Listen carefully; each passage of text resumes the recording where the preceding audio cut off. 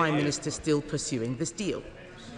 Earlier today, I made a speech about the realism that should drive our foreign policy. As part of this, the Prime Minister must scrap his disastrous plan to surrender the Chagos Islands and have British taxpayers pay for the privilege. The key difference between those of us on this side of the House and the Labour Party is that we know we need a strong economy for defence. We need a serious plan to get the British economy growing again. We do not have that with the latest budget from the Chancellor. So can the Prime Minister tell us if there is going to be a fiscal event this spring, even though his government is committed to only one fiscal event a year? In summary, Mr. Speaker, the Prime Minister made 4 points. I agree with him that NATO is a bedrock of our security, as I said this morning, and I agree that the US is our most important bilateral relationship, but friends tell each other when they disagree. We agree on this issue. We know that Ukraine must be supported, and I shared the concerns the Prime Minister had about statements that had been made about President Zelensky. I agree with the Prime Minister on protecting security in Europe. I welcome his continuing to strengthen alliances. But we must do that through NATO, building on the Joint Expeditionary Force approach. And we, of course, agree that we need peace with Ukraine, agreed. I don't necessarily agree with his change in the national security posture because we have different views on this. I am a conservative realist, not a progressive internationalist. But I want him to know that when he does the right thing, we will work with him in the national interest. Yeah. Prime Minister. Can I first thank her for her support in relation to today's announcement and her support on Ukraine. That is important to the government, it's important to the House, but mostly it's important to the Ukrainians and to President Zelensky because they want to see unity in our House. They value unity in our House as they enter, after 3 years of a conflict, a very difficult stage of the war with Russia and the Russian aggression. And I hope and I believe we can maintain that unity in relation to Ukraine. We have for 3 years, and I'm very proud that this House has done that, notwithstanding a change of government for 3 long years. We will continue to do so. She asked about the money on defence and security and intelligence. There was new money at the budget in relation to that, but what I'm doing here is in addition to the 2.5%, which is the increase in defence spend as it's always been understood, is to recognise that the nature of the threats to our country are different now and that the security and intelligence services play a key part for us and for our allies in our defence, and that takes the total to 2.6. She asked me if we're going to tax to pay for the 2.5% or to borrow to pay for the 2.5%. The answer to that is no, which is why I've set out precisely pound for pound how we will pay for it today. That has meant a very difficult decision on overseas development, a very difficult decision, and not a decision that I wanted to take or that I'm happy to take. But it is important that we explain where the money will come from in terms and explain where it's coming from today. And I was only ever going to come to the House with a plan, with a timeline in it, a percentage in it, and an answer to the question, how are you going to pay for it? I would not have come to the House with a fanciful plan. And she says they had a plan. She says, of course we did. I've views on it, but the Institute of Government said of their pledge for 2.5% by 2030, Institute for Government, it does not add up, it's not a serious plan. The Institute for Fiscal Studies called it misleading and opaque. I'm not giving my view, I'm giving the view of other bodies having looked at the plan that they put forward. They said they would fund it by cutting the civil service, and then they increased the civil service by 13,000. I'm not prepared to operate in that way, which is why we've taken the difficult decision on overseas development today to be absolutely clear where the money is coming from. In relation to the final point about the approach that we take here and whether there's a difference between us, I hope not, because what I set out was NATO first as the bedrock of our security. I hope that that is common ground, whatever we may call our respective positions. I also set out that we must not choose between the US and our European allies. That is what I fundamentally believe, and I will resist that choice. I hope that that is common ground between us, notwithstanding the language that she uses, because that is important, not for the exchanges over this dispatch box, but the future defence and security of our country and of Europe. Thank you. Chair of the Defence Select Committee, Tamanji Singh Desi. Thank you very much, Mr. Speaker. I welcome the Prime Minister's statement on defence and security, because times are changing and we must all recognise that these are pivotal moments, not just for our nation's security, but also for our Ukrainian friends, whom we must wholeheartedly support in their fight for survival. Mr. Speaker, in my role as Defence Committee Chair, during my various interactions with key stakeholders, I've begun to realise that there is considerable consternation amongst our European allies about whether long-established and hard-earned alliances, rather than a short-term transactional approach, can still be relied upon to secure lasting peace. And also, given the proposed decreased American presence in our continent, people are looking for leadership. And I feel that this is our time as a nation to step forward and take that lead on defence and security matters in our continent. So does my right honourable friend, the Prime Minister, agree that he will convey to President Trump and our American allies about our allies' anxieties and the need to strengthen our transatlantic NATO alliance at this perilous time for Europe? And does he also agree that he can be that person to take the lead on defence and security matters in Europe while coalescing our NATO allies? Can I just gently say, I know you've got a lot to say, but I've got a lot of members to get in. I've still got other bleeders. Prime Minister. Thank you, Mr. Speaker. Look, I do agree that our alliances are important, and that's why NATO is the bedrock of our approach. It has been for many, many years and will continue to do so. I do accept that European allies and the UK have to step up and do more. In our heart of hearts, I think, across this House, we've known that this moment was coming for the last 3 years. And now we've put that plan before the House. And, of course, I will do everything I can to strengthen the alliance and the relationship between the US and the UK. It is a special relationship. It is a strong relationship. I want it to go from strength to strength. Thank you. Leader of the Liberal Democrats, Red Davey. Thank you, Mr. Speaker. Can I thank the Prime Minister for sight of his statement. 3 years ago, Putin began his brutal, full-scale invasion of Ukraine. And as we watched Russian missiles rain down on Ukrainian cities, we feared he might have struck a decisive blow to Ukraine and its sovereignty. Yet Putin underestimated the strength of the ideals we share with our Ukrainian friends of democracy, truth and liberty.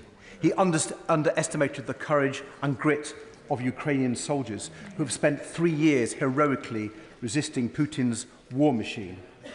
Britain stood together with our allies in support of Ukraine. Families up and down the country opened their doors wide for Ukrainian refugees, because we know that Ukraine's fight for democracy and liberty is our fight too. Yeah. And in this House together, we stood strong together. And yet 3 years on, the future of Ukraine and security in Europe seems even more perilous. Then, Washington was clearly on our side, but now the United States is voting with Russia, Belarus, and North Korea in the United Nations. President Trump labels President Zelensky a dictator, but not Vladimir Putin. Mr. Speaker, after the Second World War, Britain came together with allies around the world to establish NATO, and with America agreed to underwrite security on this continent, recognizing the threat to the security of one nation was a threat to the security of all nations. Mr. Speaker, the events of the past few days are clear. That era is over. We may be watching before our very eyes the betrayal of our Ukrainian allies by America. and with it the potential betrayal of Europe and of Britain too. We must respond. Now it is up to the United Kingdom to lead in Europe. As a nation, we must seize this moment. Mr. Speaker, it is for our national interest that Liberal Democrats have supported the Prime Minister's proposals on Ukraine, including British troops joining a reassurance mission in Ukraine if a just settlement is reached. And that is why we strongly support the Prime Minister raising defence spending to 2.5%, preferably using seized Russian assets to pay for extra defence support for Ukraine.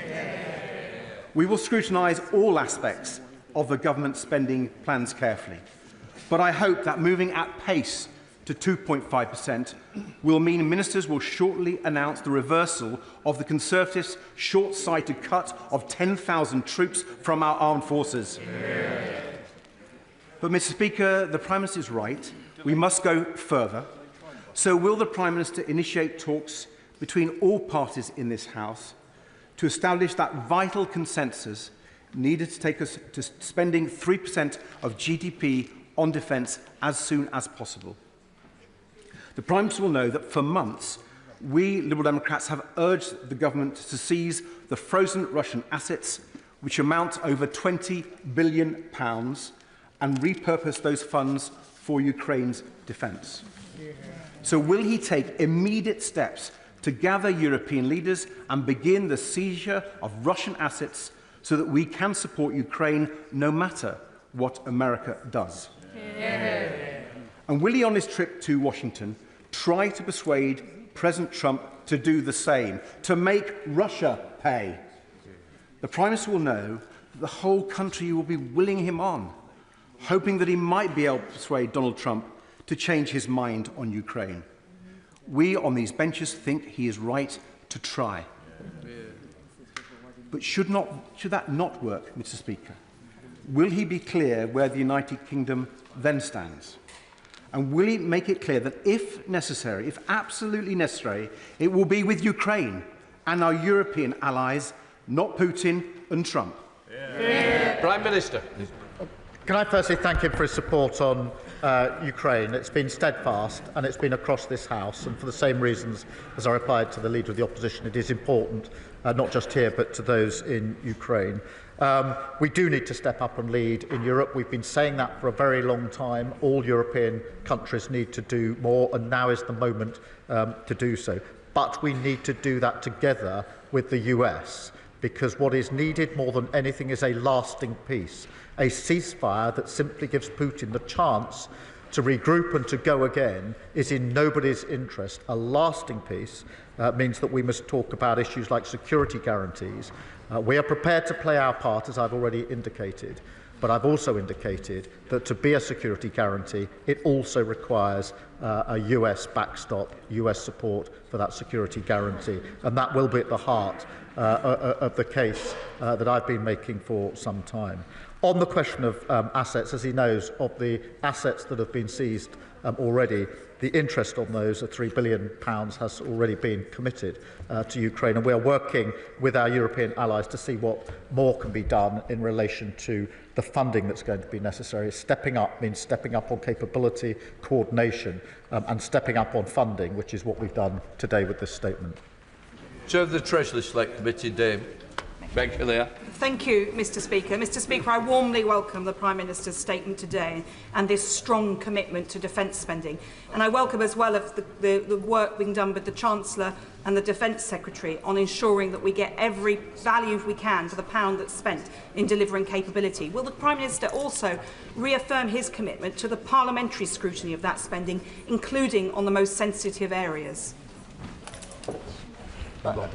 Yes, of course. It's extremely important, and she knows that well.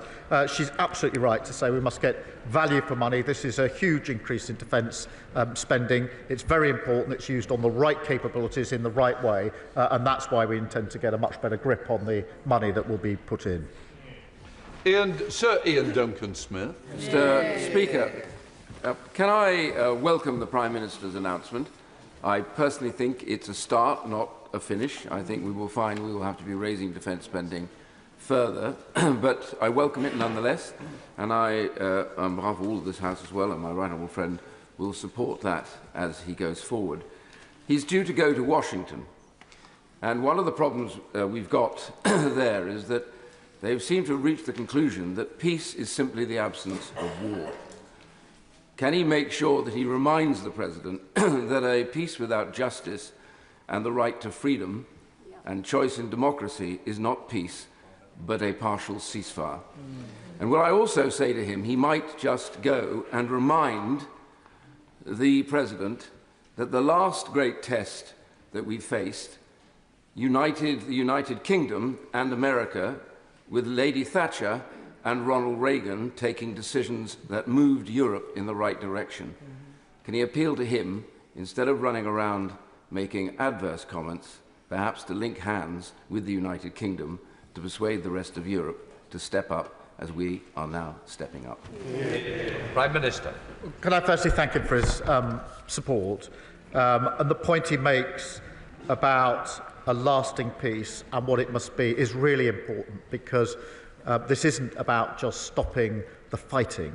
It is about an enduring and lasting peace for Europe and, of course, the sovereignty of Ukraine, the sovereign ability to choose the alliances that Ukrainian people want, to choose their own government, to choose how they defend themselves in conjunction with others. That is the sovereignty that is in issue here. This isn't just about the sovereignty of Ukraine, but it is about the sovereignty of Ukraine. It is also about the values and freedoms across Europe, including our values and freedoms. And that is why this is such an important moment to ensure that NATO is as strong as we go forward as it's been in the last 75 years, and that bond between us and the US is as strong as it's ever been.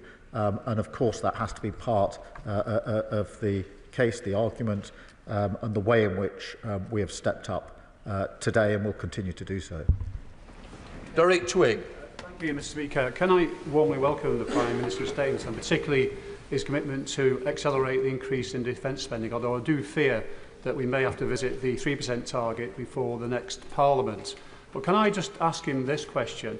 It's very important that we have a whole society approach to defence, and I ask him whether he'll be bringing forward a strategy to make that happen, and particularly around the great need to improve our reservist forces. Prime Minister.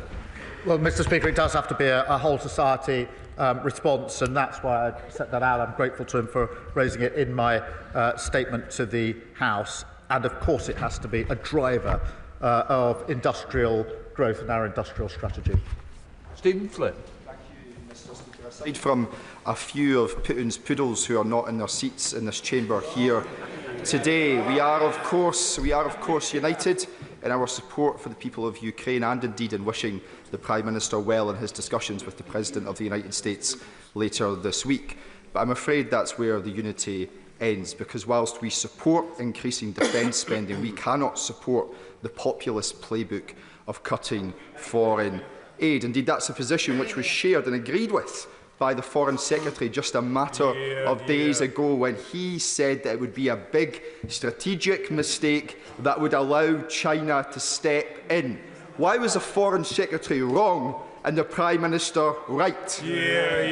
Prime Minister. Well, let me thank him for his support on the question of Ukraine. That is important. And just to reassure him, the decision that I've taken today on development aid is not an ideological decision. I absolutely understand the importance of it. It's a very difficult and painful decision, but a necessary decision. He talks about choice. He talks about choice. They welcomed the biggest settlement since devolution in the budget, but they voted against it because they couldn't take a choice. He welcomes the increase in defence spending, but he doesn't want to say how he will fund it. Choices, grown-up choices about the future of Europe require grown-up decisions and choices, and that is what we've done. Nick Smith.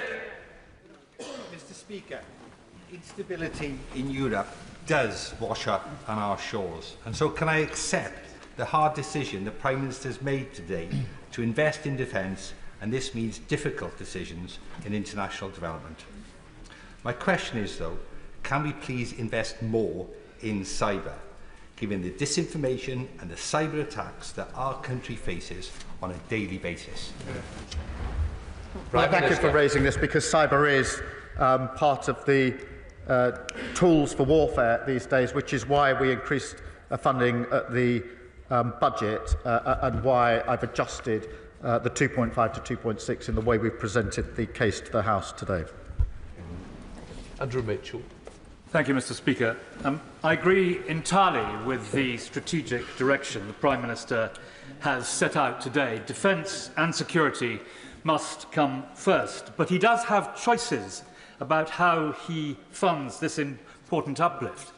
He and I voted together in the last Parliament against balancing the books on the backs of the poorest people in the world. Does he still think that vote was right?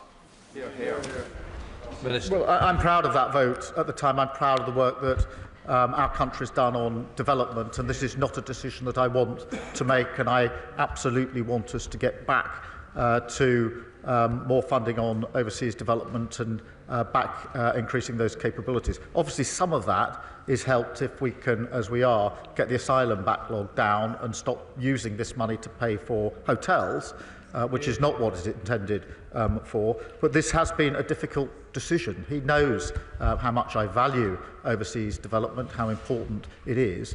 But I thought and do think that the most important thing today is to be absolutely clear about the commitment we're making on defence, to spell out the reasons we're making those decisions, and to set out penny and pound exactly how it's going to be funded. What I wasn't going to do is come to this House with a plan that was not credible and not costed, because I think that would be far worse for our country. But the tenor of what he says I do accept in terms of the importance. Alex Baker. Thank you, Mr. Speaker. Can I thank the Prime Minister for his statement and for the leadership he has shown on these issues in these uncertain times. As the Member of the Parliament for the home of the British Army, this is hugely welcome news for my constituency, and my community is ready to serve. Can I ask the Prime Minister what he is going to do to help create jobs in our defence sector in my community? Prime Minister. Well, I thank her for her question, and her constituency and constituents are obviously hardwired into this in the makeup of her constituency. I do think that this is an obligation, an important obligation that we must rise to, but it is also an opportunity, Mr. Speaker, to ensure that the jobs that will be generated through this are British jobs with British skills in all of our constituencies, and we'll endeavour to make sure that that is the case. Helen Maguire. Thank you, Mr. Speaker. Today we're pleased to hear the announcement that the government will increase their defence spending to 2.5%, but we're still waiting for the SDR review to be completed, and without this we're in the dark. So will the SDR review be announced soon, and if not, can the Prime Minister outline how this additional money will be spent? The SDR is advanced, and I will come to the House with it just as soon as we can. I want to make sure that we have properly identified the challenges and the capabilities. Now we've put the funding forward, obviously, today, so we will do that as soon as we can, and when we do it, it'll be a credible plan for the House. Zuba Hamad. Thank you, Mr. Speaker. Can I thank the Prime Minister for his tireless efforts in trying to bring security to Ukraine, because their security is our security. But I wonder if you will agree with me that this is only possible because we are one united kingdom. That strength, that solidarity is only possible because of our four nations working together. And will you agree with me that those that attempt to fragment that union at these perilous times do us great harm? Prime Minister. Well, I do agree with that. I think that as the United Kingdom, we have always stood up in moments like this, and we stand up again as the United Kingdom, and we're proud to do so. This is an important moment at a juncture after 3 years of a conflict. The whole House will be aware of the consequences of decisions in coming weeks, or the potential consequences. I think it's a time for us to pull together. Sir Julian Lewis. President Trump says he wants his legacy to be that of a peacemaker.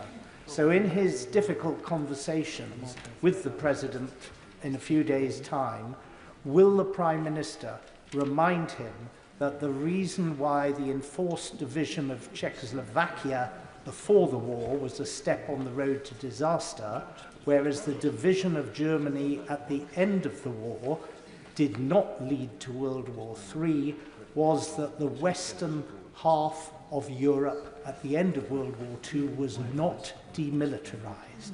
So if there's to be a stable Ukraine after any such enforced division, there must be military protection for the unoccupied half of Ukraine. Prime Minister. He's right to talk about peace. It's what everybody wants, not least the Ukrainians. But it must be a lasting peace and not a temporary ceasefire. And I do agree that means it needs security guarantees. The configuration of that needs to be agreed, but it needs to be security guarantees sufficient to deter any further aggression, because otherwise it will be the ceasefire and it will be the worst of outcomes for the whole of Europe. Calvin Bailey. Thank you, Mr. Speaker. I thank the Prime Minister for his leadership and the announcement today, committing us to 2.6% of defence spend at GDP on defence spending and 3% beyond that. This is in stark contrast to the 14 years of erosion of defence spending and of the hollowing out of our services and the service life that resulted. Does the Prime Minister agree with me that the reforms being put forward by the Defence Secretary are essential to deliver deterrence and prevent further acts of Russian brutal imperialist aggression in Europe? Prime Minister. The reforms are really important. The strategic review is very important, and the funding is very important, because this is a moment where we must step up and play our full part in the defence of our country and the defence of Europe. And I've already said what I said about the plan that the party opposite put forward at the election. I've not quoted my words. I've quoted the words of the Institute for Government, who said it was... well, I would say what I think, but I think what they said was perfectly right, which was it wasn't properly funded, it wasn't a credible plan. We've put a credible plan before the House, and I'm glad it's been welcomed. Where should we go? Let's Savile Roberts. Diolch yn fawr iawn. And Plaid Cymru stands firm with the need to safeguard Ukraine's sovereignty, because international security is also national security. But the UK will now cut the already diminished foreign aid budget to fund military spending. National security calls for building peace as well as armed forces. Given the importance that overseas aid plays in preventing conflict, building democracy and curbing warmongering tyrants, and to paraphrase his Foreign Secretary, surely this too is a massive strategic and moral mistake. Prime Minister. She's right to raise the importance of overseas development. I've said that from the dispatch box a number of times. But this is a moment where we have to step up. This is a moment where we have to increase our defence spending. Of course, everybody in this House would wish that wasn't the situation. We've had a peace dividend for many years. That has come to an end, and we have to step up, and our first duty is to keep the country safe. And in order to do that, it requires a credible plan, a difficult plan, I accept, not a plan, not a decision I wanted to make, but a credible plan for the defence and security of our country and the defence and security of Europe. Richard Quidley. Thank you, Mr. Speaker. I welcome the Prime Minister's statement, and I agree with him that it is the beginning, not the end of the process. But does he agree it's not just how much money you spend, but how well you spend it? And will he join me in thanking all of our armed forces personnel for the commitment they show day in, day out to defending our nation? Prime Minister. I agree with both those propositions in terms of what we spend, how we spend it, and of course, speaking for myself, for the government, I'm sure for the whole House, we thank our armed services for what they do on our behalf day in, day out. John Glenn. Thank you, Mr. Speaker. It is without doubt that an enduring peace is only achieved if we have enduring security arrangements. So I warmly welcome the Prime Minister's announcement on defence expenditure and the commitment to it. But I would like to reiterate my observation, the observation of others around the way that that money is spent. For a generation, we have been complacent, and there is significant dysfunctionality in the way that industry works with government on the procurement and delivery of defence capabilities in this country.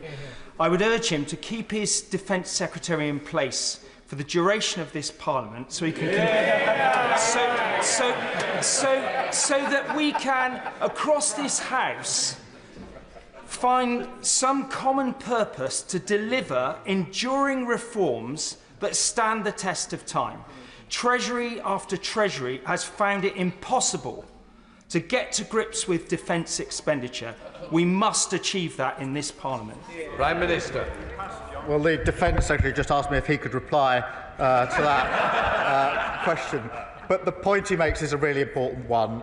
Procurement has not been in the right place. The grip on defence spend hasn't been in the right place, and we haven't used our businesses in the way that I think we could have done in the past. I mean, I would gently say 14 years might have been a good period to have got to grips with that. But we do need to get to grips with it now. I actually think it will be welcomed by the whole House as we do so, because we do need to do that. Louise Jones.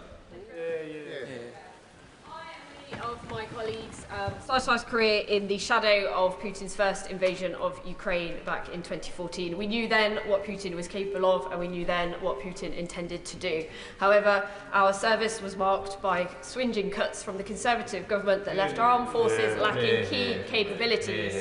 There's an old saying, if you want peace, prepare for war. Can the Prime Minister assure me that this extra cash will be well spent to cover those capabilities and take advantage of the new technologies we desperately need? Prime Minister.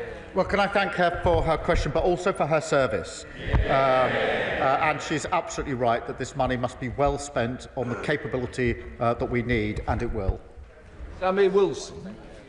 Mr. Speaker, can I welcome the statement from the Prime Minister today, and also wish him well as he goes to America to persuade the Americans to side with democracy rather than vote with dictators.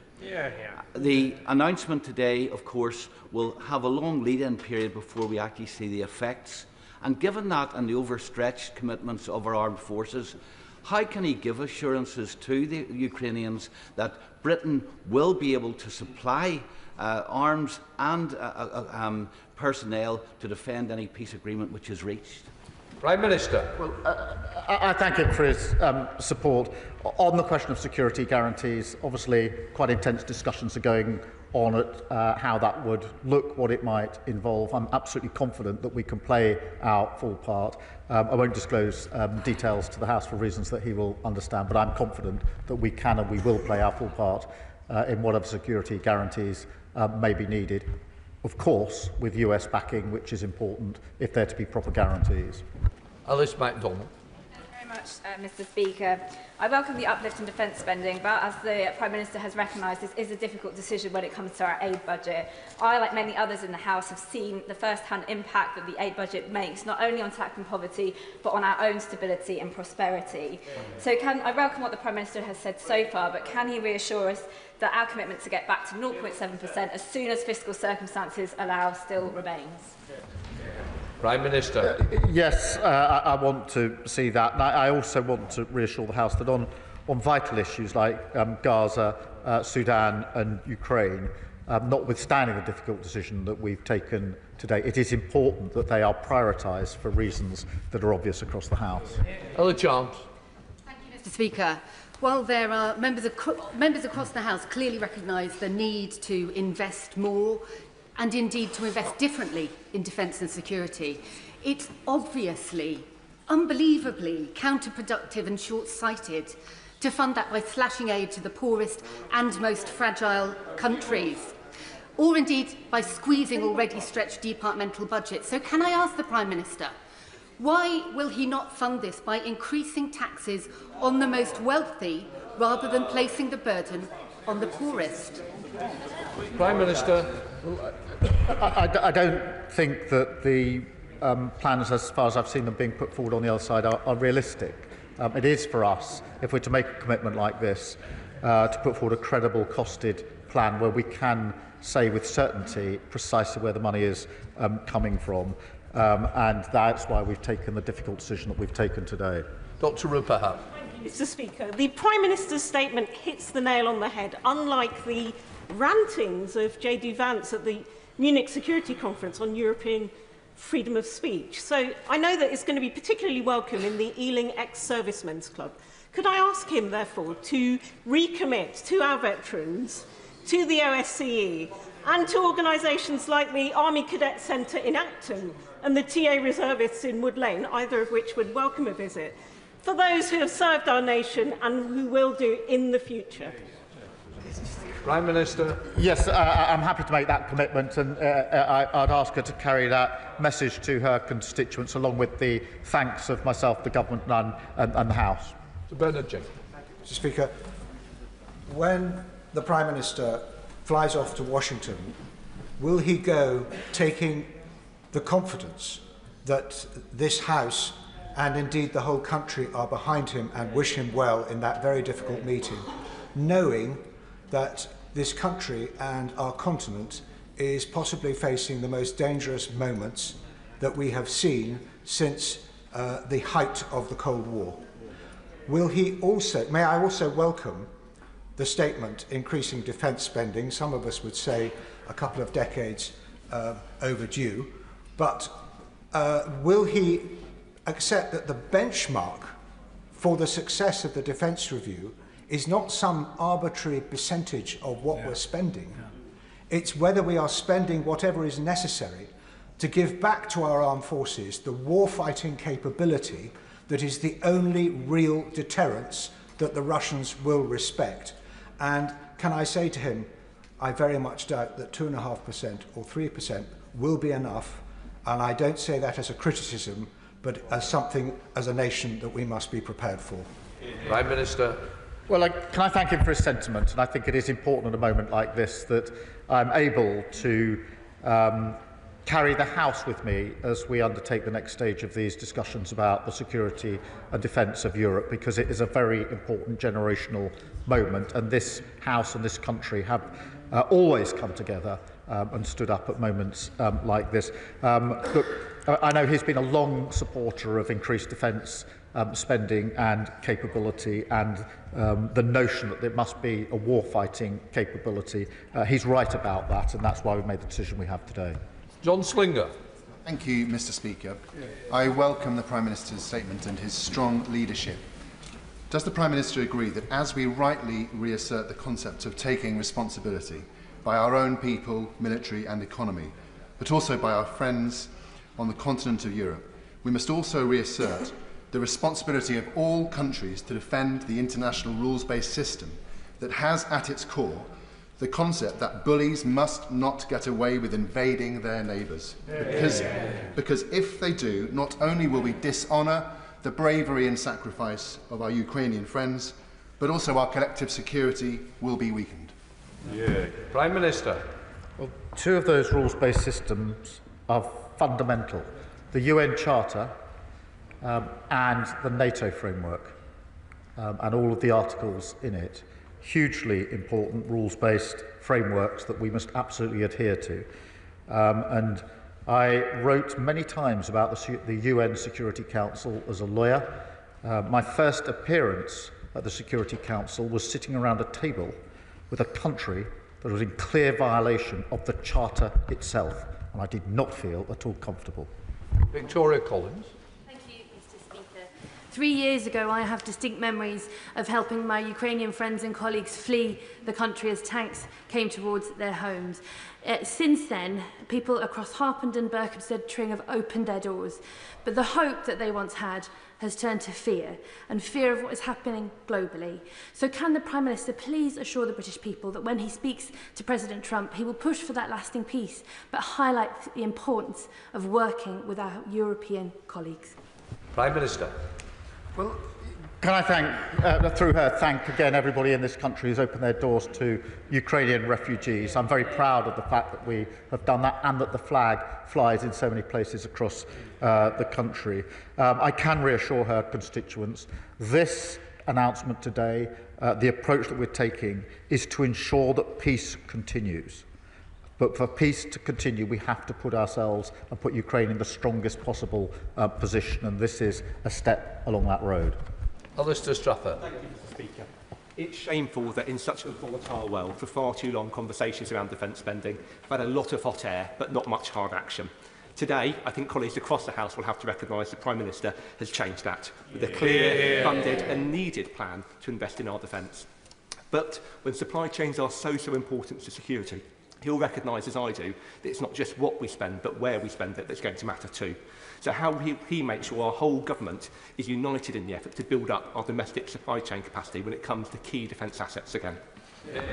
Prime Minister. Well, this is where the industrial strategy and growth is so important, because as we move to higher defence spend, it is vital that we ensure that supply chains are in this country as far as they can be, and that they lead to British well-paid, secure jobs. We know that the defence sector already provides many well-paid jobs across the country. I want more.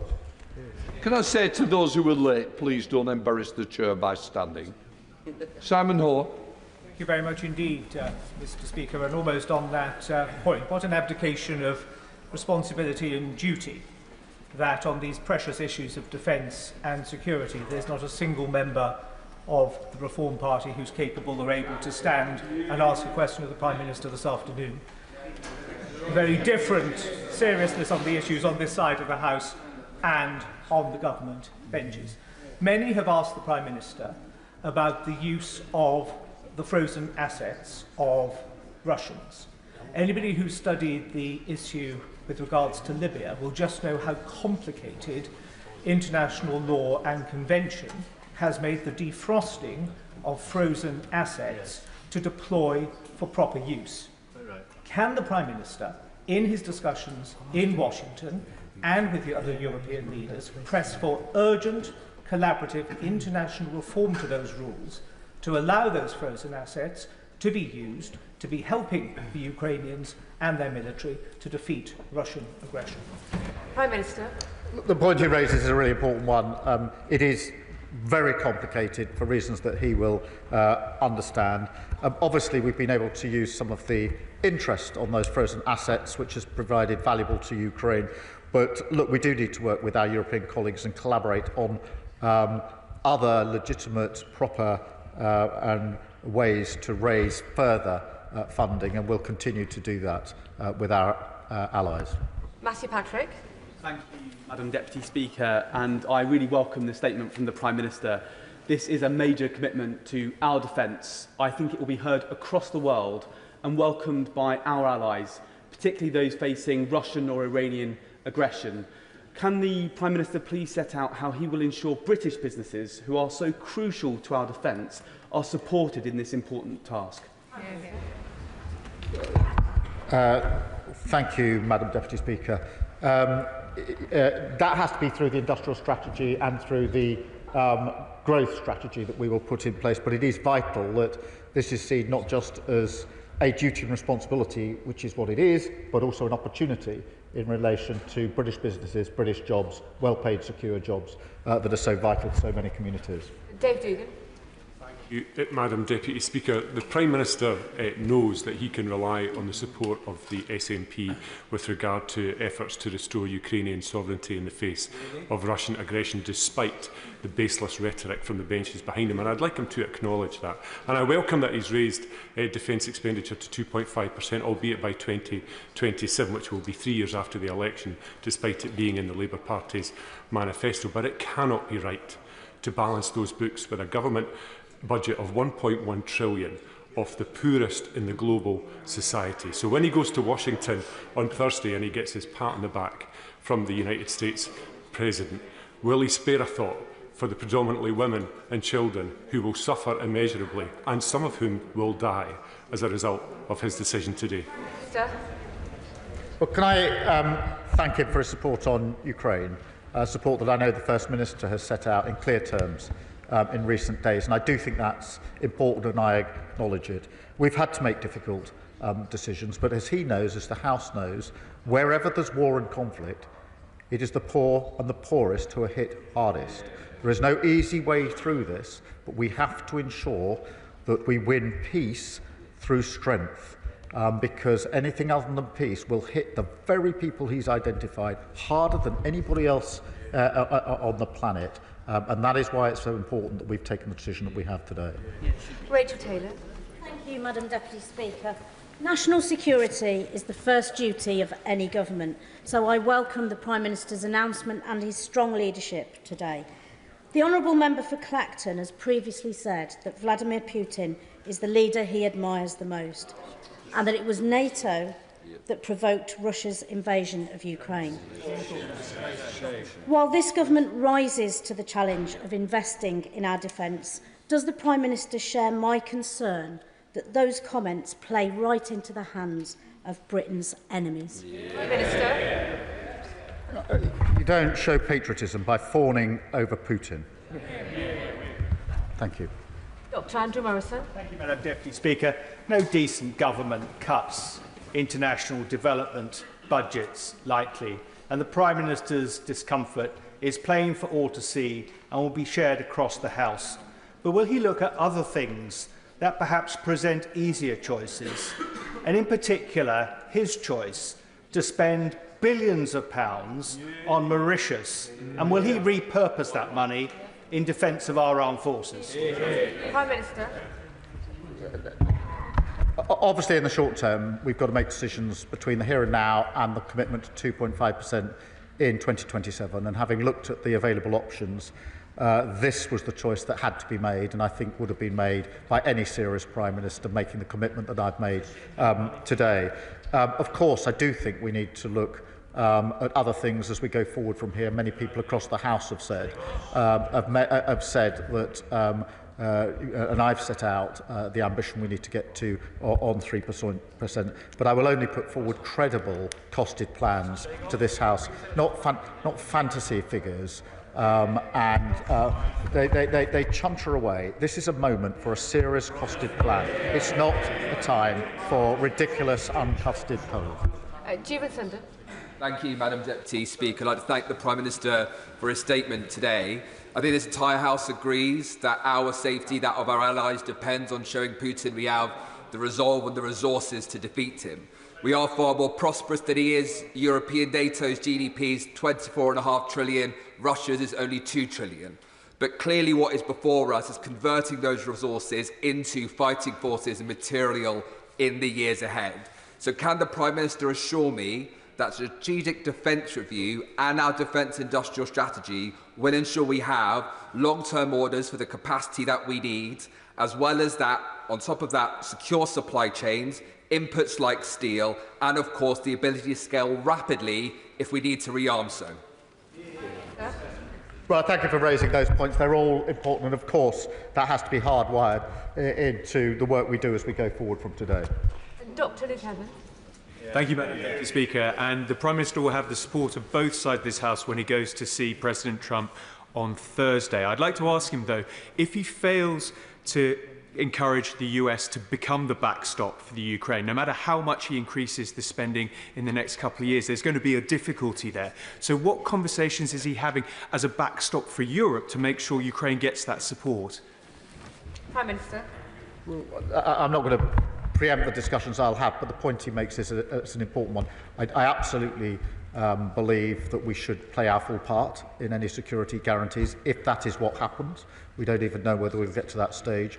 But I also absolutely think there needs to be a US backing of that, because I don't think it'll be operative as a security guarantee if there isn't that backing.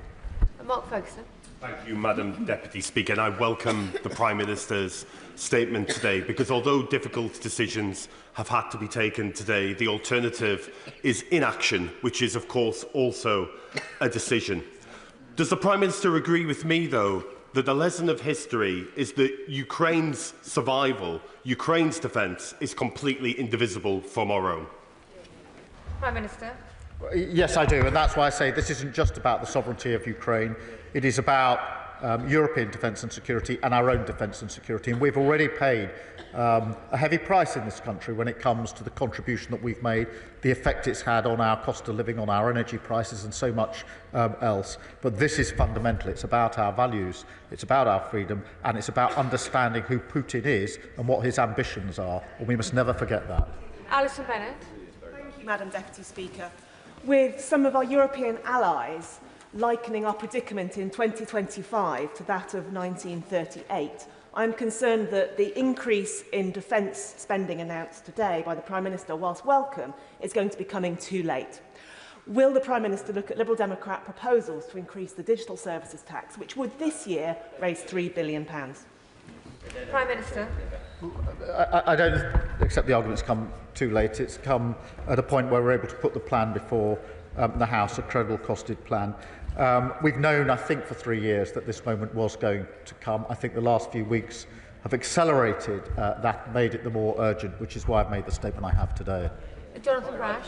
Thank you, Madam Deputy Speaker. Can I welcome the Prime Minister's leadership today in undertaking the first duty of any leader, which is the defence of this nation, and reiterating that fundamental British value that our country opposes fascists, we never appease them.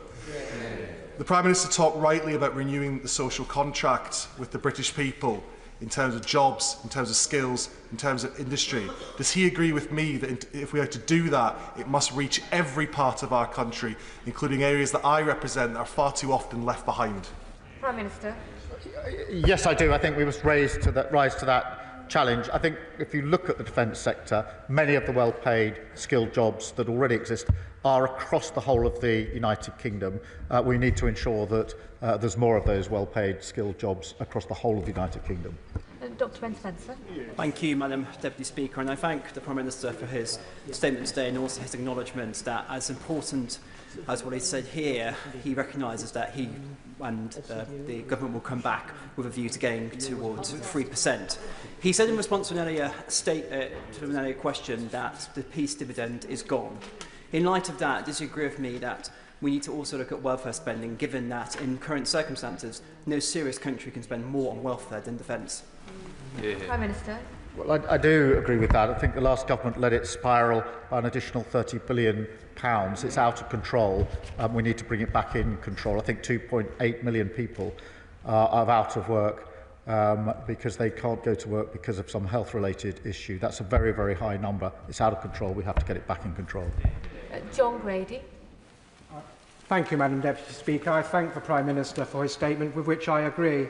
Would the Prime Minister agree with me that Clement Attlee and Ernest Bevin showed that the defence of the United Kingdom and Europe against totalitarianism is at the core of this House's and our party's values, but also that what we can learn from their great political lives is that we will face very many difficult public spending decisions over the next decade, and our moral duty as a government is to take those decisions, however difficult or heartbreaking they may be. Prime Minister. Well, I thank him for that. I agree with him. These are difficult decisions, with very real consequences, which I acknowledge. But as an earlier contributor said, the alternative to action is inaction. And inaction, in the light of the last 3 years and particularly the last few weeks, would be the completely wrong thing for our country and for our continent. Jim Allister. I absolutely agree with the Prime Minister that this is an important moment for our nation. I welcome the rebalance of expenditure towards defence, but does the Prime Minister agree that the success of our national security posture will not be judged by percentages? It will be judged by the strength of the deterrent that we build. And is it the abiding commitment of the Prime Minister to be unwavering in building such a deterrent? Yes, it is, because I agree with him that it's the strength of our deterrent that counts in a moment like this. I'm very proud of our armed forces, of those that have provided so much for so long, but now is a time to ask more of them and to step up. Gordon McKee. Thank you very much, Madam Deputy Speaker. The Prime Minister spoke about the threat that Russia poses in our waters. Just a few weeks ago, I saw a piece of undersea cable which was cut, almost certainly by a Russian vessel.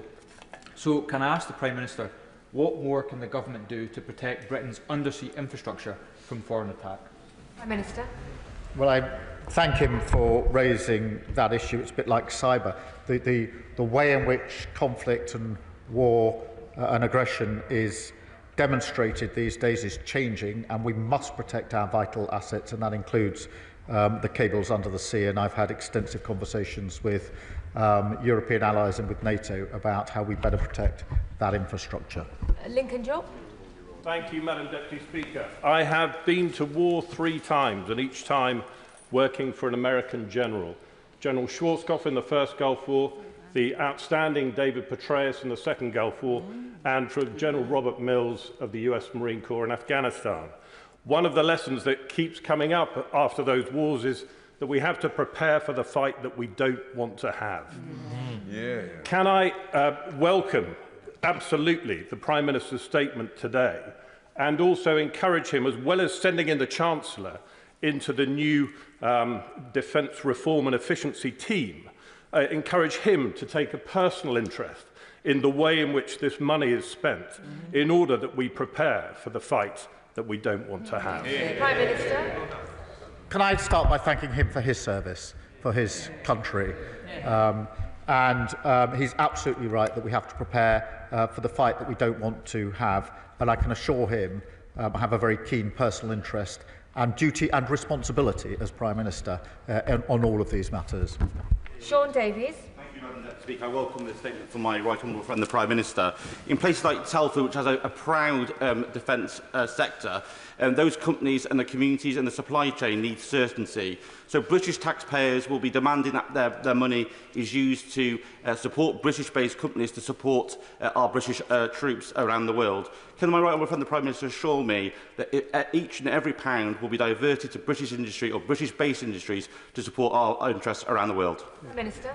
Well, I certainly want that to be the case wherever we can, and that's why we'll have the plan for reform and efficiency. But this needs to be translated into British skills, British jobs, secure jobs in every constituency across the land. Jeremy Corbyn. Thank you, Madam Deputy Speaker. It's disappointing that the Prime Minister's statement didn't include any reference to the United Nations or a pathway to end the dreadful conflicts in Ukraine, in Gaza, in Sudan or Democratic Republic of Congo. Clearly, his statement will have a massive effect on the poorest people in the poorest countries in the world through a cut in overseas aid budgets. But what effect will it have on the poorest people in this country, for example, over the 2-child benefit cap, for example, the housing crisis that so many face? He says there's tough decisions coming up. What's going to be the effect on the poorest people in this country of the increase in defence spending? Prime Minister. Well, he says I didn't mention the UN. The UN Charter is at the heart of this, because Russia's in breach of it. Russia is an aggressor that has invaded another country and is occupying part of that country and will go further if they are encouraged down that line. And that is why we need to take these decisions.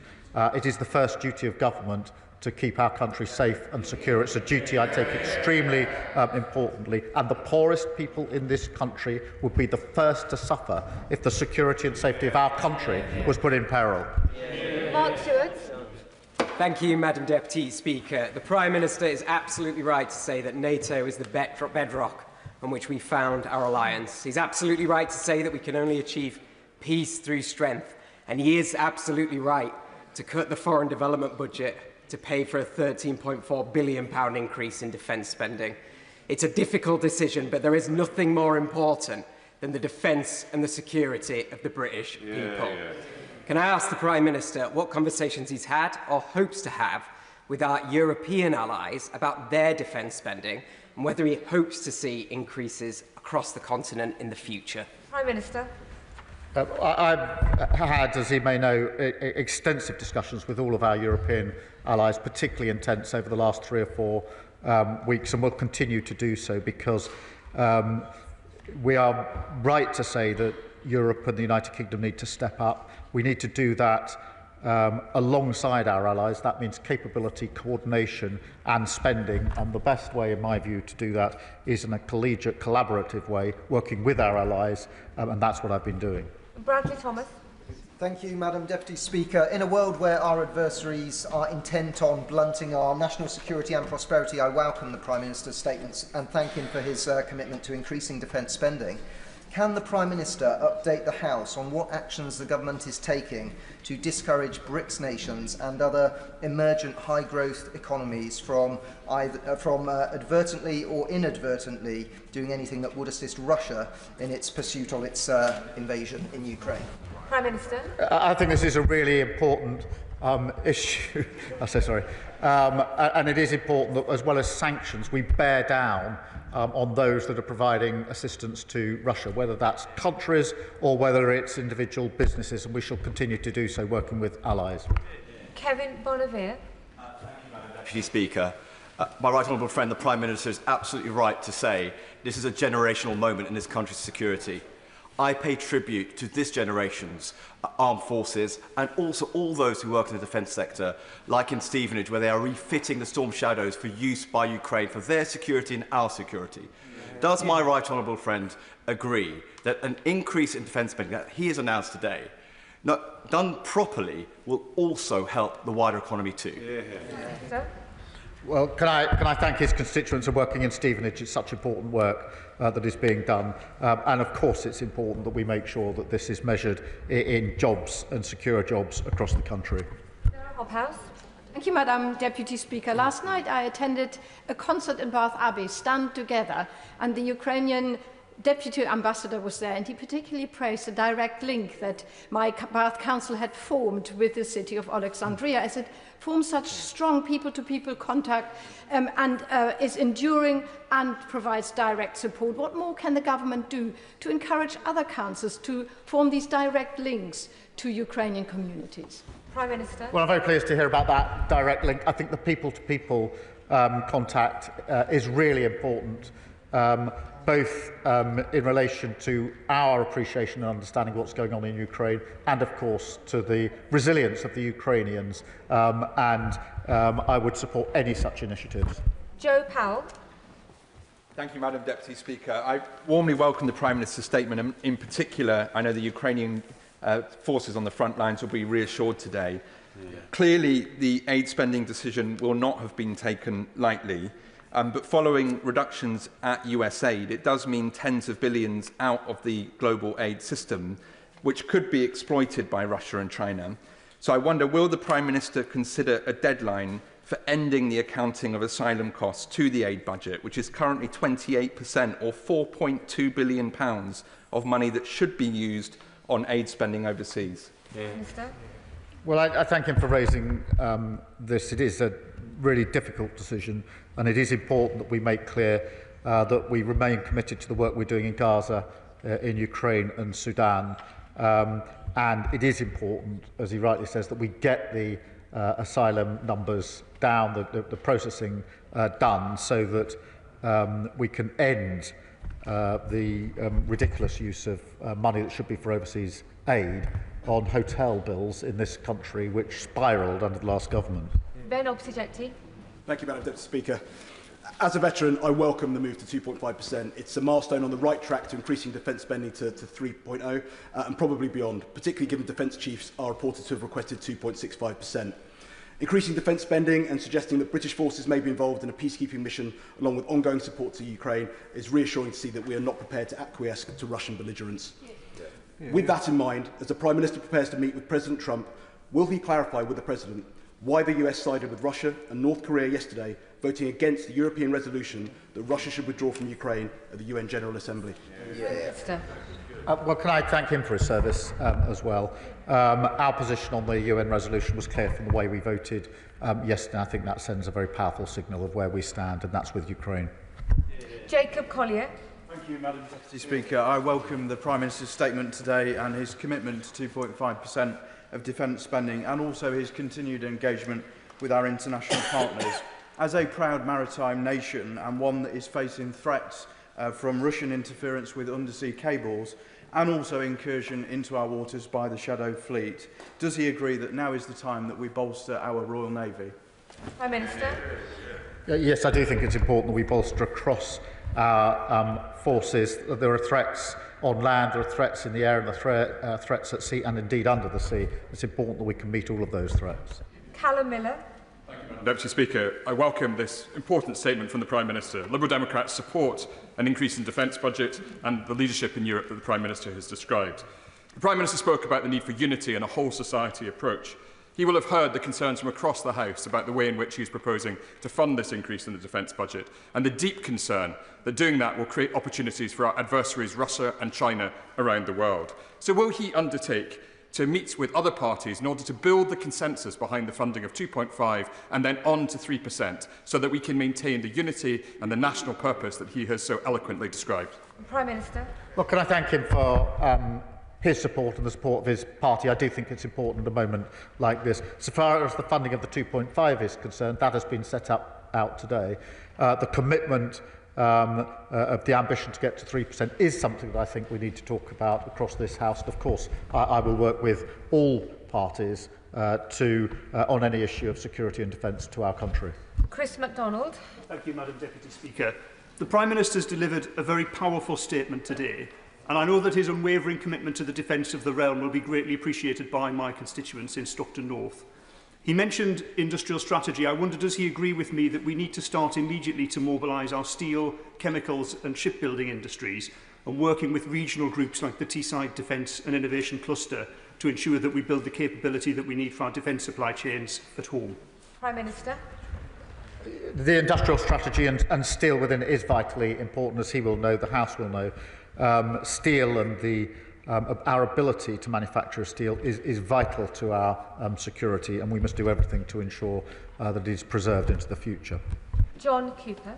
Thank you, Madam Deputy Speaker. Scotland wants to play its full part in this great national endeavour at this moment of peril, yet almost incredibly tomorrow the Scottish Parliament will discuss stripping defence companies of state funding. It's quite remarkable. It may not pass, of course, I certainly hope it won't, but so will the industrial defence strategy take into account what's happening in Scotland, where certain elements do seem to be siding with other national interests to protect our defence industry and this great country? Prime Minister. I think across the country it's important that we stand by our defence sector, enhance our defence sector, thank them for the work that they are doing, and obviously today's announcement will mean that there's more yet to do. Luke Murphy. Thank you, Madam Deputy Speaker. Can I welcome the Prime Minister's statement, this government's unwavering support for Ukraine and this very necessary decision to increase defence spending. As someone whose close family is served in our armed forces, I know over the years as a country we've not always provided our servicemen and women with the equipment and the support that they deserve. Could the Prime Minister reassure the House that this funding will be used to ensure that our servicemen and women are provided with that equipment, that support and the respect, given that they are willing to make the ultimate sacrifice for our country? Prime Minister. Yes, and it's hugely important, and we will ensure that we do so. I did have a family member who served, and his ship went down, and I will never forget the agony that my mother went through until she knew for sure that he was safe, and that is what's on the line each and every day for our armed services. Robin Swan. Thank you very much, Madam Deputy Speaker, and can I thank the Prime Minister for his very strong statement here today. In response to questions, he has talked about a national security position, a whole society response, and a time that we all pull together. Can I ask the Prime Minister to ensure that Northern Ireland businesses get to be part of that national response, but also that the government recognises and supports the strategic and long-term importance of Aldergrove in Northern Ireland as a military base and an RAF station, which can actually contribute to our national defence, but also to our international defence?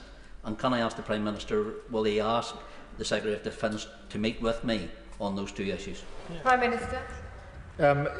He's right to raise the question of Northern Ireland, and it's very important that this is a whole United Kingdom effort, contribution, and that we ensure that those opportunities are there across the whole of the United Kingdom, including Northern Ireland. I will, of course, ask the Defence Secretary, and I'm sure he will agree to the meeting that's requested. David Taylor. Thank you, Madam Deputy Speaker.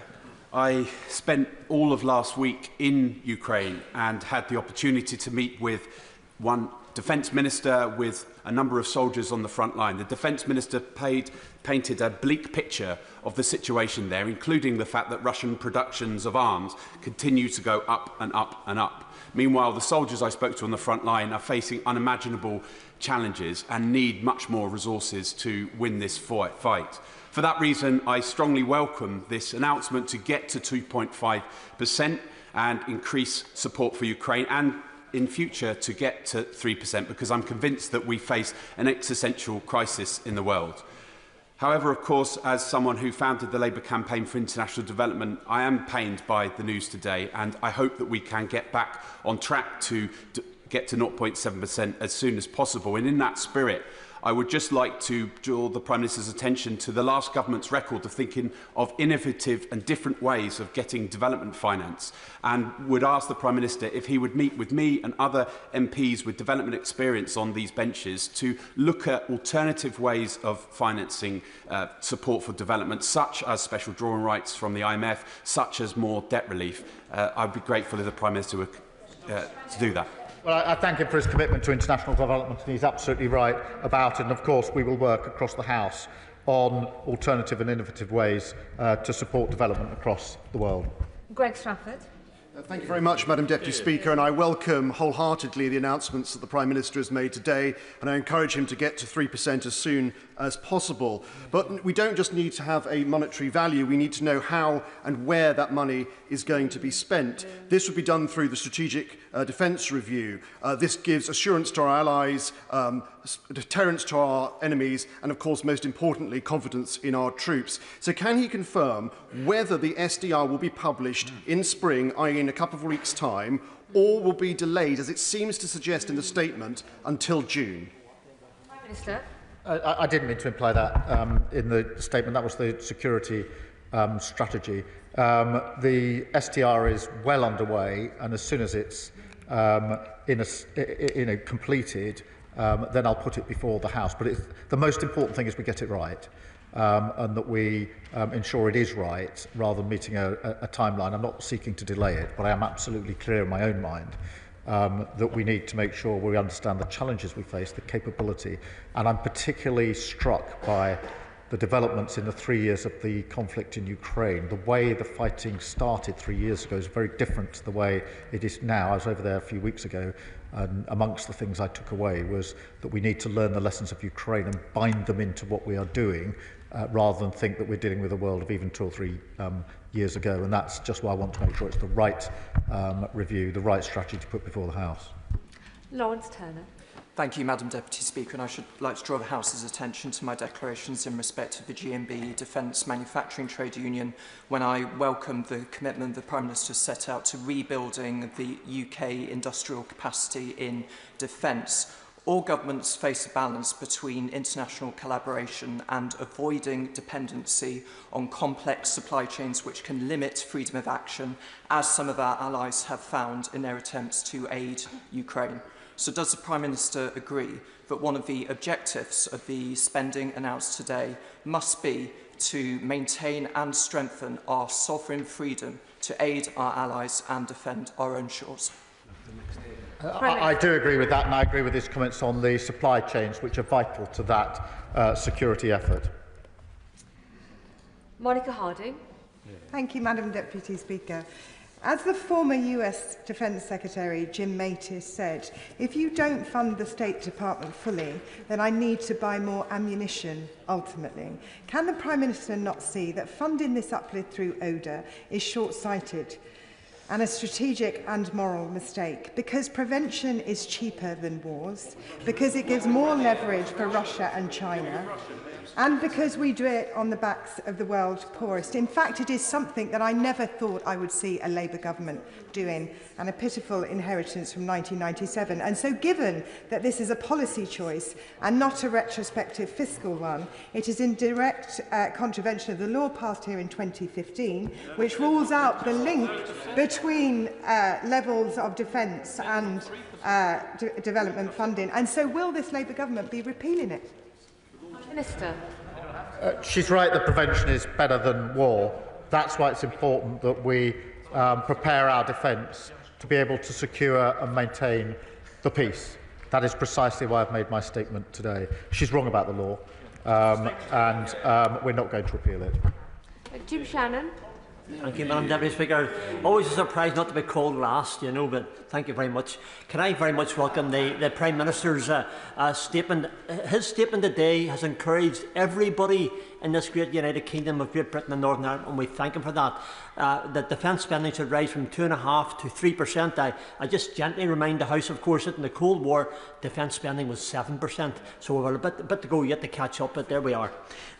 Whilst the new defence and security agreement with Norway, as an example, is to be welcomed, I'm a great believer in ensuring that whilst we build new rooms in a house for new family members, we ensure that existing family members are comfortable at home with us.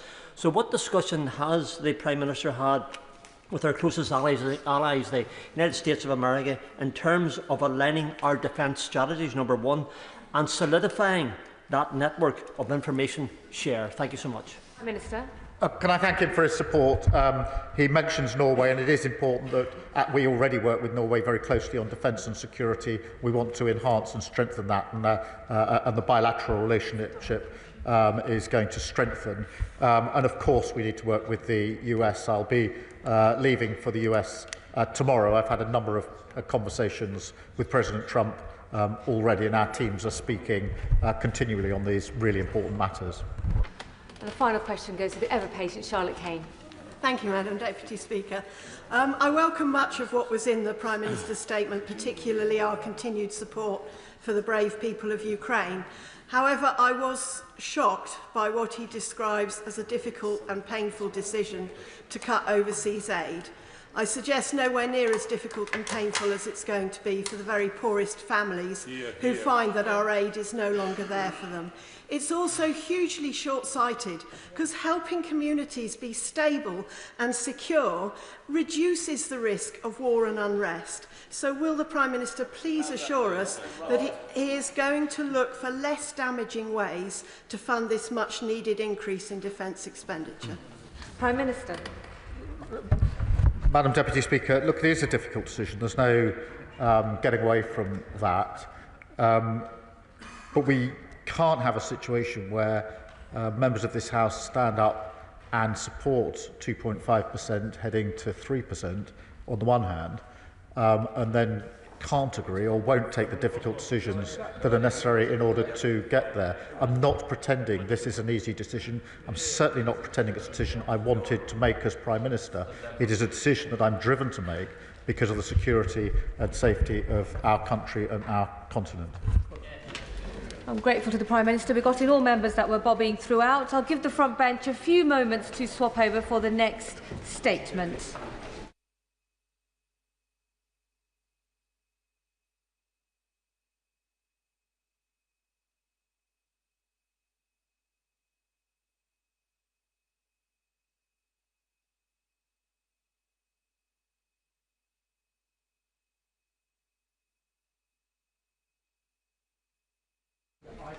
Now, if the Minister is ready, we'll move on to our second statement on the warm home discount. Minister.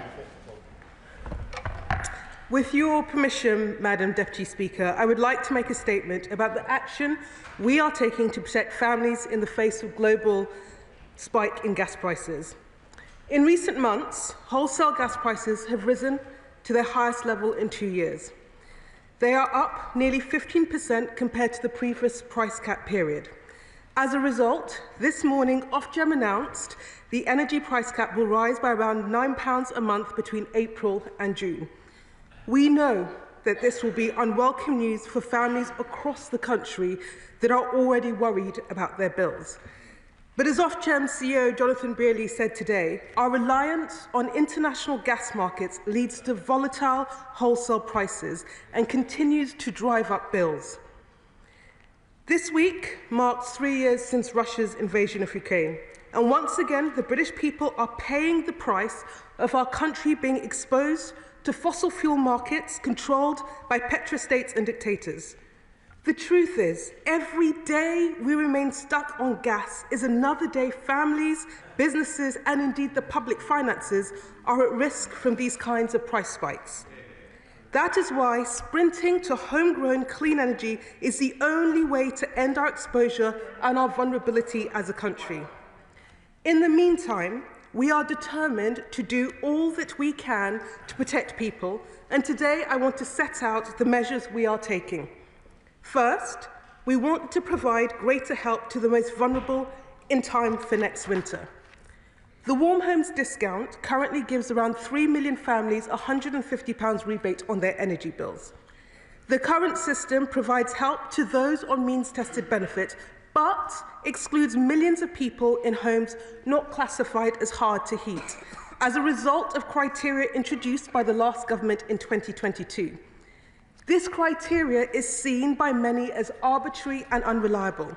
It means there are families in almost exact same circumstances, with some receiving help and others not. Today, we have announced we will consult on proposals to abolish this restriction, meaning all households receiving means-tested benefit would be eligible for the bill support next winter.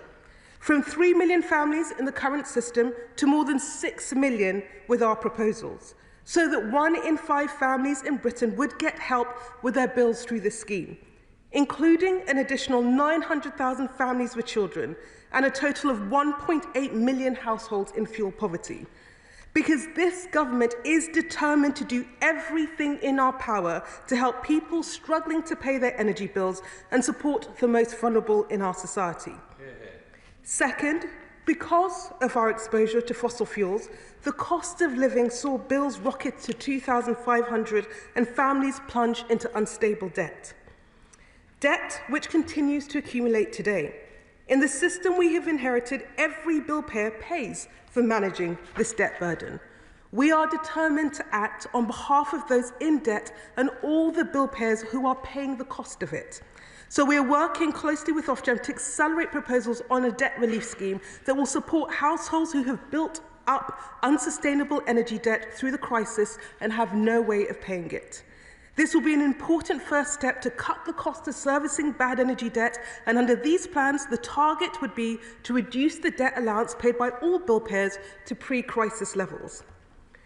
Third, we know that one of the best answers to high bills is upgrading homes so they are cheaper to run. So we will shortly be announcing details around £500 million of funding under the Warm Homes Local Grant and £1.3 billion under the Warm Homes Social Housing Fund to invest in home upgrades over the coming years and cut fuel poverty. In all, up to 300,000 households will benefit from upgrades in the next financial year through our Warm Homes plan, whether it's new installation, double glazing, a heat pump, roof solar panels. That's more than double the number supported in the last financial year. And we're going to ensure that landlords invest in energy efficiency upgrades that will make homes warmer and bring down the cost for tenants, lifting up to 1 million people out of fuel poverty, so that we are doing everything that we can to ensure people have the security of a home they can afford to heat. Fourth, we are clear that we need a regulator that fights for consumers. That is why we have called on Ofgem to use its powers to maximum to protect consumers, challenging unlawful back billing, taking action on inaccurate bills, driving smart meter rollout, giving every family the option of a zero standing charge tariff so they have more choice in how they pay for their energy, and ensuring compensation is given for wrongful installation of prepayment meters. And we are moving forward on our review of Ofgem to ensure it has the powers that it needs to stand up for consumers and clamp down on poor behaviour by energy companies. Now, this set of measures, Madam Deputy Speaker, shows a government willing to use all the powers at our disposal to help protect consumers. But, important as these measures are, I must stress to the House there is no proper solution to rising energy bills while this country remains exposed to the rollercoaster of fossil fuel markets. And that is why this government is moving at speed to deliver clean power. Lifting the onshore ban in England, consenting nearly 3 gigawatts of solar, setting up Great British Energy, delivering record-breaking renewable auction, making it easier to build the next generation of new nuclear power stations, and getting on with the job of implementing the reforms to the planning system, grid, renewable auctions set out in our Clean Power Action Plan. And look, I have to report to the House, however, that despite the importance of this mission, despite the fact that we are running at it, we continue to receive representation from parties opposite not to speed up, but to slow down. Reject solar power, reject onshore wind, reject offshore wind, reject new transmission infrastructure, representations that, if we accepted, would leave us more vulnerable, more insecure, and the British people paying the price. And let me tell the House, we will reject those representations. We know that every solar panel we put up, every wind turbine we build, every piece of transmission infrastructure we construct makes us more secure. And every time the party opposite opposes these measures, they double down on their legacy of leaving this country exposed and the British people deeply vulnerable. Madam Deputy Speaker, this government will do whatever it takes to stand up for working people now and in the future, protecting families and businesses from the consequences of global events, driving forward on our plans to bring down bills for good, and doing everything in our power to support those most in need. I commend the statement to the House. I call the Shadow Minister Andrew Bowie. Thank you very much, Madam Deputy Speaker, and I thank the Minister for advance sight of her statement. Today, the Government has announced an expansion of the Warm Homes discount, a change to the criteria which will see more low-income households receive a £150 payment to heat their homes. But for many, this payment will be immediately eaten up by the increase in the energy price cap. We must be clear. The best protection for vulnerable households is to prioritise cheap energy. The announcement today is, frankly, a sticking plaster approach to rising energy bills. This government fails to grasp the core issue. Our energy costs in this country are far too high for businesses, for industry and, of course, for bill payers. When the energy price cap rose in 2022, the now Secretary of State called it a national emergency. He called for an urgent freeze on energy bills. He called it a lack of leadership. Now in government, the only thing he's able to freeze is vulnerable pensioners by taking away their winter fuel allowance with no notice. Does she think this shows leadership? I know that my constituents, and presumably hers too, will be concerned about their bills rising, concerned about inflation creeping back up, hitting 3% in January, despite the hard work done last year to bring it under control, and angry that Labour's promise to cut bills by £300 is being broken. But the worst part of all this, Mr. Speaker, is that this government, led by ideological zealotry from the Secretary of State, is doubling down. Their obsession with going further and faster than any country in the world to meet their own self-imposed 2030 target is going to increase people's bills even further. The renewables industry has warned that their rush to build record renewables in the next 5 years will push up prices and I quote, consumers will lose out. The government's rush to build twice as much grid in the next 5 years as has been built in the last decade will increase the network costs on people's bills. And the OBR has said that the environmental levies will increase to £14 billion in 2030, largely driven by the hidden cost of renewables, all of which will end up on people's energy bills. The Labour Party were not honest about their promise to cut bills by £300 during the election. They were not honest about their plan to take the winter fuel payment away from millions of pensioners living in poverty. And now they are not being honest with the British people about what their plans will do to our energy bills. If there is anything we have learnt over the last few years, it's that the cost of energy is absolutely critical to any modern economy. We cannot go on following ideology over evidence and putting political targets ahead of what will cut the cost of energy in this country. But this government is in denial. That's why they scrapped the full system cost analysis commissioned when we were in office. I have to ask the Minister, when will proposals for a debt relief scheme be published? Can she confirm how much she expects levies to increase over the next 5 years? Will she commission a full systems cost analysis of what the 2030 target will do to people's energy bills? And will she confirm how much bills will rise by before we see the £300 off what we were all promised? Minister.